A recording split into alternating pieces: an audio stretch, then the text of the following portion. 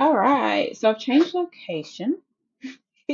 So we've got another question here. My question is, how do you like to celebrate wins in your community? What kind of milestones do you recognize in your community members? And if they're business or product related, do you do any special posts or swag for the community member?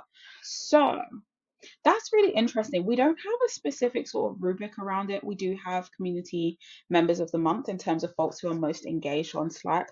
I also do send out swag or rewards. So we actually send gift cards that are regionalized because we do know that not everybody likes swag. There's a huge wave of clutter where folks are kind of just given swag that isn't valuable or useful to them.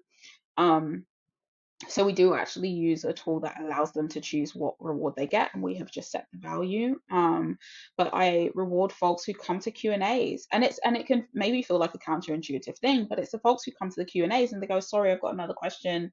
Sorry, I've got another questions." And before you know it, we've answered four questions that they may feel a little bit bashful about asking, but for us, we're just like, that's four questions that we clearly weren't already addressing. This is gold dust. This is absolutely amazing for us. So those tend to be the two types of rewards that we share in terms of celebrating wins. We encourage them to celebrate themselves, right? We have such a wide and varied community that what I wouldn't want to do, and I'm wary at the moment when there's one of me, I wouldn't want to have a global imbalance or an industry sort of imbalance in terms of who we shout out and who we appreciate. So at the moment, we do it based on things that we can see in the data, based on things that we can see in the experience, right?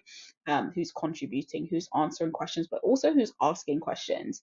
I think even in a more nuanced way, the Master Mix Panel challenge that I mentioned in the channel, there's going to be a prize for the most helpful, there's going to be a prize for the most curious, as well as prizes for folks who actually complete all of the 30 tasks, or at least, the most of those 30 tasks. And we set that sort of stand out really early so they know that those are the things that we're going to be rewarding as we kind of go along.